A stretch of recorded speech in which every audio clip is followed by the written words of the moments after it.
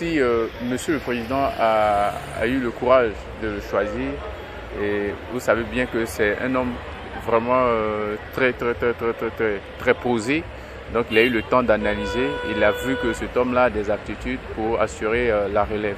Donc je pense bien que si le premier magistrat de l'État a choisi cet homme, c'est qu'il a les aptitudes. Il a l'expérience, il a été ministre plusieurs fois, plusieurs années. Et moi je pense qu'il peut être Premier ministre. Voilà, donc c'est le président de la République qui apprécie. Nous attendons les actions qu'il va poser en notre faveur et qui peuvent vraiment aider les Ivoiriens à évoluer. Comme c'est eux qui sont devant, et on ne peut pas choisir un tocard ou bien un nul de la classe pour être chef de classe. Voilà, donc si on l'a choisi, c'est que peut-être qu'il a mérité le poste. Il a mérité et c'est tout, voilà, c'est vrai qu'il a mérité, peut-être qu'il a des capacités et qu'il cache, peut-être qu'étant au poste de Premier ministre là, il va peut-être mettre ça aussi en vigueur pour d'autres personnes. Bon, on ne peut que féliciter le gouvernement en place, hein, parce que si le président Ouattara l'a nommé à ce poste, c'est qu'il il a les potentialités de diriger à bien la mission qui lui sera assignée. Les choix qui sont faits par le pouvoir discrétionnaire, quant à la compétence, il a déjà servi quand même à divers postes au niveau du gouvernement depuis 2003, si j'ai bonne mémoire. C'est un nouveau challenge. Ce n'est pas un poste, je veux dire, une fonction ou bien plutôt une profession pour laquelle on va à l'école. Non, ce n'est pas ça. Ce sont des fonctions. Donc c'est quand tu es au pied du mur qu'on voit un peu ta capacité de réaction et tout ça.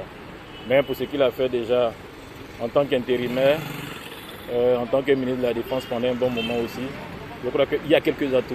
Et il y a longtemps qu'il était aux côtés du Premier ministre Amadou Kon Coulibaly. Je pense qu'il a l'outillage nécessaire pour occuper ce poste-là. Il y a longtemps, il était dans le cercle fermé du président Alassane Ouattara. Donc je pense que bon, il peut mieux occuper ce poste. Qu'il soit Premier ministre ou pas, parce que si nous autres, on ne fait que suivre la politique, même si tu ne fais pas, tu fais. Donc bon, je n'ai pas de grandes choses à dire, mais il faut dire que félicitations au ministre Ahmed Bakayoko, maintenant nommé. Vraiment, c'est une très bonne nouvelle, parce que Ahmed Bakayoko, c'est quelqu'un qui a été aux côtés du président de la République depuis plus de 20 ans.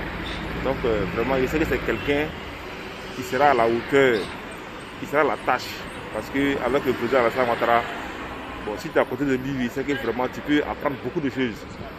Voilà, donc je lui souhaite bonne chance pour moi. C'est au Premier ministre de voir comment est-ce que peut capitaliser tous les acquis antérieurs dans un esprit de réconciliation, parce que ça fait partie de je vais dire, sa feuille de route, l'un des points essentiels. Donc, si à ce niveau-là, Monsieur le Premier ministre fait ce que le peuple attend en termes de réconciliation, je crois que ce serait déjà très bon. Voilà, parce que les gens attendent beaucoup de la réconciliation. Les chantiers que le Premier ministre Ahmed Bakayoko devrait attaquer, c'est l'emploi des jeunes. Surtout l'emploi des jeunes. Voilà. Vu qu'ils ont déjà bataillé dur, mais on ne sent pas encore les jeunes. Voici pourquoi aujourd'hui, le président Bédié veut s'imprégner, veut remonter encore une fois de plus la jeunesse à un certain niveau. Voilà, donc s'il peut attaquer directement l'emploi des jeunes, ça serait encore mieux. C'est vrai que le président Alassane a amorcé le développement avec la construction des routes, des ponts et tout ça. Mais il est important pour nous les Ivoiriens qu'on puisse le considérer. Donc le premier chantier auquel il doit s'attaquer, c'est la réconciliation nationale.